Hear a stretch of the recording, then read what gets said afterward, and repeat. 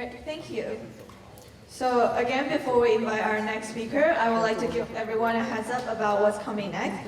Our speaker for the second half of today's event, including Dinker Jane, head of machine learning at Facebook ads, Matt Jacobson, Facebook employee number 8 and head of market development, Brian Bellendorf, executive director at Hyperledger, ex-CTO at World Economic Forum.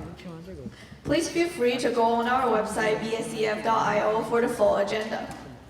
So companies that put the customers at their heart of their organization are experiencing an increase in customer lifetime value and a reduction in churn.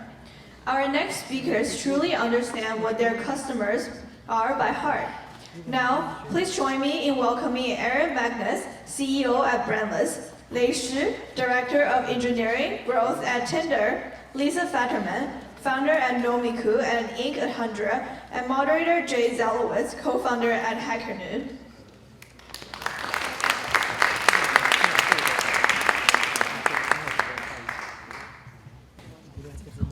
Early bird gets the worm, yo. I'm Lisa Fetterman. Nomiku, for those of you who don't know, we invented the home sous vide immersion circulator. It's a precise temperature cooking tool that every single top chef in the world uses. Our latest product is food, so you wave our food in front of the machine and it automatically recognizes it. In 30 minutes, you get a gourmet meal for your entire household, regardless of dietary restrictions. 我是做一个做饭的机器，了解吗？ All right, I'll hand it over to my other castmates. Hey, thanks for having me. My name is Lei, coming from Tinder, as you probably can tell on my t-shirt. It's really an honor to be here, to get a chance to speak with everyone. What else? I guess everyone knows Tinder, right? So I wouldn't go too. Great. Do we want to? Okay. Sure. Yeah, I can talk about one very interesting thing we're about to launch actually at Tinder in Tinder product next Sunday. So the Tinder team actually spent a lot of time working on a new feature called Swipe Night.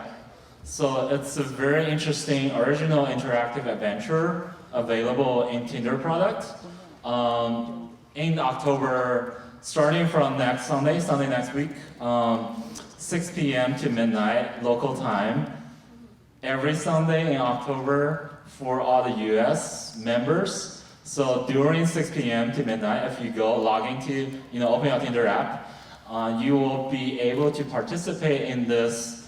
The way to describe it is it's kind of like a movie, but instead of just watching it, you actually will be part of it. And we have a couple of turning points for you to make a choice. Imagine you're the main actor in that movie. What would you do?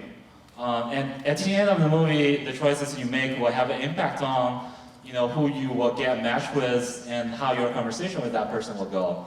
So it's very interesting. Definitely check it out. So yeah. And how y'all doing? My name is Aaron Magness. I head up marketing at a company here in the Bay called Brandless. Our goal is to be one-stop shop for all your favorite sustainably sourced products that fit the wellness lifestyle. I guess, a little bit, again, thank you all for, even sitting through while I'm sitting here. And I think if it wasn't for this, I probably wouldn't be allowed into Cal. I wasn't the best student. I was a pretty good student, but not the best student. And a little bit about what we're doing at Brandless. For those, anyone know Brandless? Okay, more than I would have thought. So I think, really what's exciting about what we're doing is go through this, extension of the brand. So for us, we started with the things you reach for every day, and with the idea that we would continue to expand into categories using our data and analytics to figure out which product sets and categories we should go into. So we've been rapidly expanding over we've been around for 2 years, so a lot of expansion just over the last few years, so a couple of years. So excited to be here. Hope to answer some questions and, hopefully inspired someone. Thank you. So I'm the moderator. I'm filling in for Jay. He just texted me. He was like, fill in, boo. I got this. Okay, so one thing I really want to dive into is what does growth for you mean, in particular to your company? Like, growth seems like such a jargony word. I really don't know what it means, especially when it comes to software consumer versus like physical goods consumer. I'll let you go. Great. Okay, it's definitely it's a great question. I think growth has been it's a fairly new concept even in the Valley. Like 10 years ago, you don't see people talking about like a growth team or whatsoever.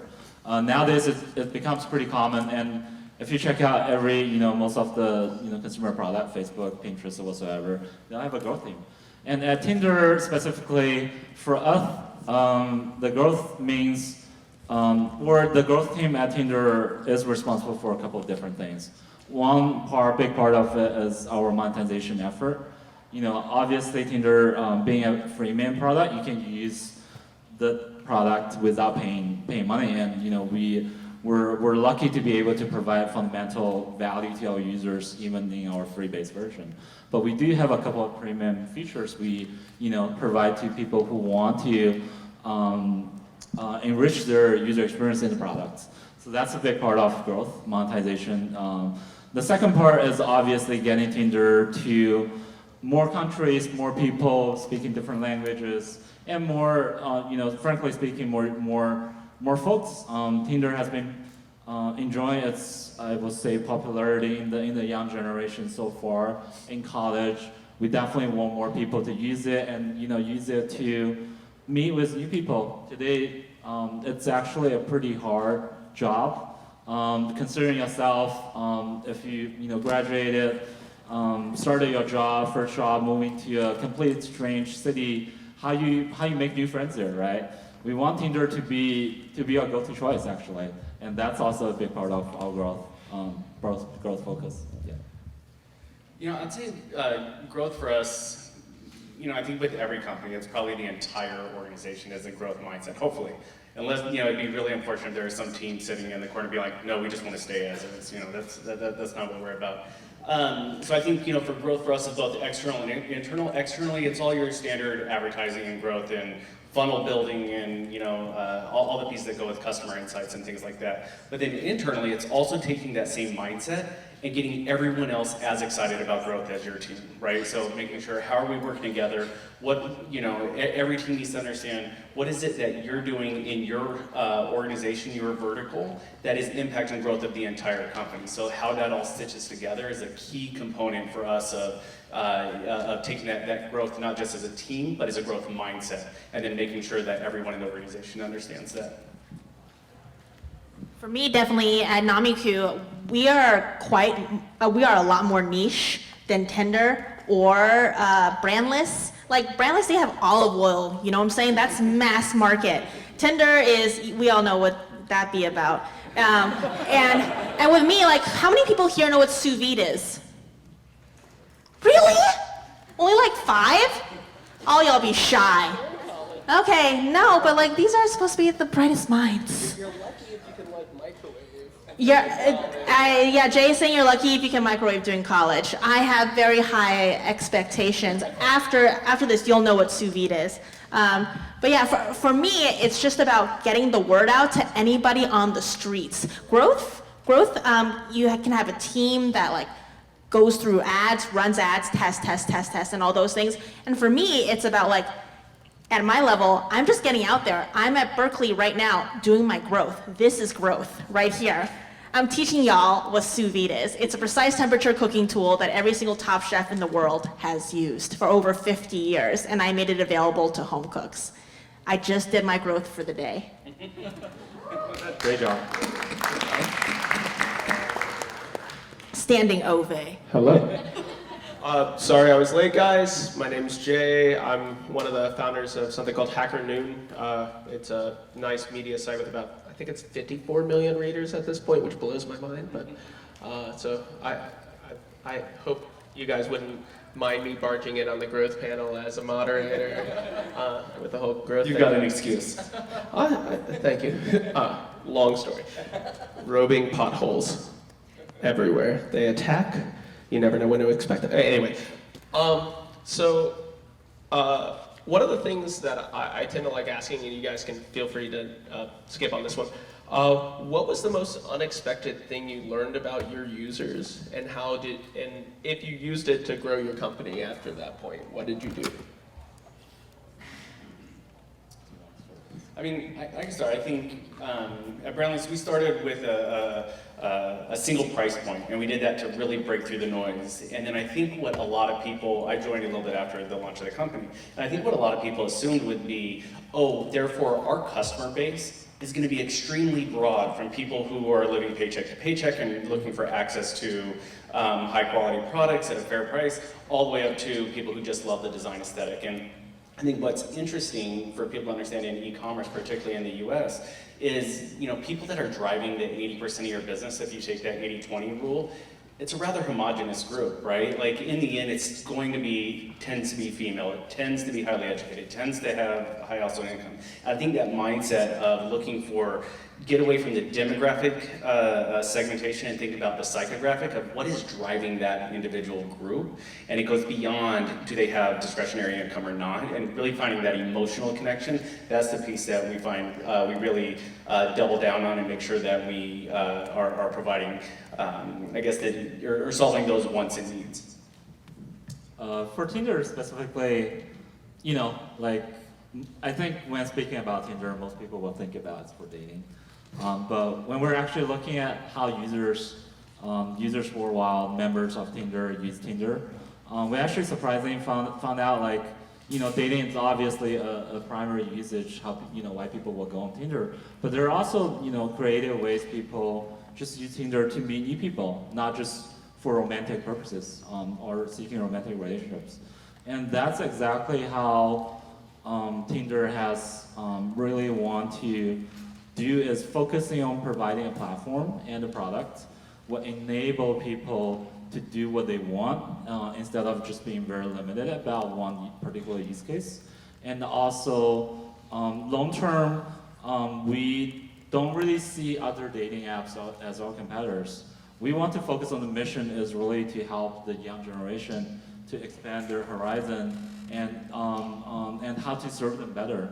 We're actually looking at other products like TikTok, like YouTube, like Snapchat, like all these different products where young people, young generation spend their time on. And we want to help young generation to better serve their needs in this space, meeting new people you wouldn't have a chance to meet otherwise. So yeah. The thing that we learned and how we learned it was that we went to people's homes. When you do product, there's this Toyota method. For those of you who don't know, one of the big things they do is gamchgamchai, which means go and see. Do you guys know about the Toyota method? Yes, okay, great. Damn, queen. Summa cum laude. So one of the big things is that you have to go and see how people actually use your product. Toyota made the #1 selling minivan in America, the Sienna, by putting a Japanese businessman, full suit and tie, in the back of a minivan on American business trips. And I made our latest product, which is our 3rd iteration, through going to people's homes and seeing how they use their machines. The first time I made my first machine, I was like, all right, sick, I'm a billionaire now. All you have to do is clip this onto a pot and then put your food in it and walk away. It turns out people were very hesitant to keep going because they're like, well, I don't know the time and temperature, I don't understand it. So I was like, don't worry, I got you. I wrote 2 international best-selling cookbooks to help them. And then I also made it Wi-Fi connected so you can buzz the recipe directly to their app. I was like, okay, I am truly a billionaire now, please. All you have to do is put your food inside of a bag and then drop it in and then walk away. All you have to do is literally, that's all you have to do left. That's all, it's so easy. And so then I went back to people's homes and it turns out it's actually really, really hard to put food inside of a bag. I'm serious. I'm serious because it means that you have to think ahead, you have to grocery shop. That's a lot of mental capacity and that's like actually 3 hours of labor that you might not have to do if you maybe are a busy parent, you're a dual income family, which means that both of you work. And each time I went to people's homes, I would reward them and thank them for me creepily sitting in the corner, taking notes, taking little videos, by cooking them a meal. Like my background is I worked under Mario Batali and Jean-Georges. I was part of the founding team of Seisan here in the Bay Area, which is one of the first restaurants to get 3 Michelin stars. So people were like, oh damn Lisa, please come back. And also, can the product just be you cooking for us? And I was like, ha ha ha ha ha ha ha. And like every house I went to, 50 houses later, same joke. So I was like, okay, you know what? I am going to literally just cook for you. So that's how I came onto my third product. We started as hardware, then we did hardware and software, and now our company's hardware, software, and CPG because of what our customers wanted. And that has definitely spurred growth deeply, especially in a category where you're just learning about sous vide now, but I actually have a trillion competitors. If you Google sous vide, I'm not the first one that comes up. I have terrible SEO. But I make the most bank because I also have the food, which is consumable. It's like razor blade. Oh, yeah. Is this working? Anyone else really hungry right now, by the way? Is it just me? Okay, anyway,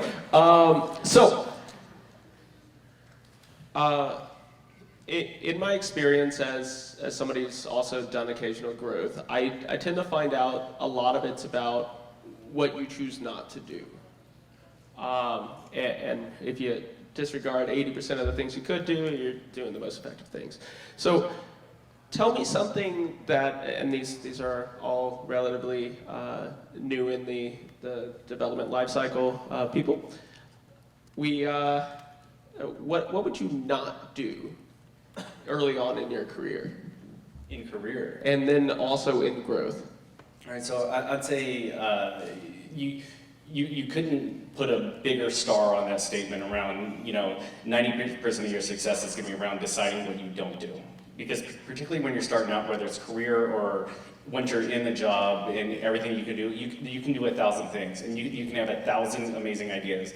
The key is to find the 5 that are really important and do those exceptionally well. So I'd say, and I'll take this, I'm a marketer by background, the key or the best advice I could always give is you can control how curious you are, be more curious than anyone else. Understand more about yourself, understand more about the customer, and if you do that, if that is all you care about is how can I understand more, you're going to be successful. That's for career and growth. Yeah? For career, I would say, especially if you start, early in your career, it's a very important question to ask yourself what you're passionate about. And focus on that, which means the thing don't do is, sometimes I see, when people talking about strengths, right? Strength is saying that not only you're good at, but also the thing that you feel passionate about. You should definitely focus on that and not do things you may be good at, but you just don't love doing, you hate doing for whatever reason.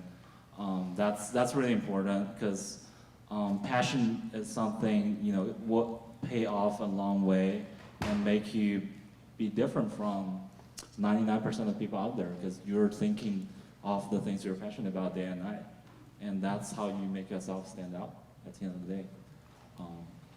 For growth, I would say, for a company, it's the same thing. It's really, really, really important to understand and focus on what is the core, what is the fundamental value you're providing to your users, and focus on that. Don't do too many things. A lot of companies does a lot of different things, and at the end of the day, the product just becomes unusable because it's just a weird combination of 100 functionalities. Then it's actually diluting the fundamental value it's providing to its users, right? So same thing for the company. Focus what you're good at, and focus what is that fundamental thing you're trying to help your user with. Yeah. Everybody in this audience kind of knows what 吃苦 means, right? 吃苦. Yeah, okay, great. I think the 吃苦 literally is Mandarin and it literally translates into eat bitterness. And I think your success in early career and growth absolutely correlates with how good you are at 吃苦. And you just have to fucking eat sadness and bitterness and rejection and failure and then come back the next day like it never happened. I'm totally fine, just crushing it. Like yesterday, you saw your bank account was negative 12K or something. And then the next day you come in, you're like, everything's fine, clean slate, and treat it as a new day. And that will be the perfect mindset for you to be able to execute. especially in growth where everything changes every day, it all depends on how well you can manage your emotions in order to execute. Can you say that word one more time, just so I can get a shirt made that says it? 吃苦啊. Eat shirt. Okay. Yeah, 吃苦. 吃苦啊. 吃苦. I'm not gonna be able to do this. means Never like- mind. Not on stage. Yeah, 吃苦 just means eat bitterness. Eat bitterness. And don't let it change you. Just keep getting rejected. It's called rejection therapy even. Rejection therapy is a thing where you know you're gonna get rejected. And you go up and you make the ask, and you get rejected 3 times a day, know you're gonna get rejected, and then you 吃苦, and then it makes you stronger. But first it makes you real sad. Real sad. Well,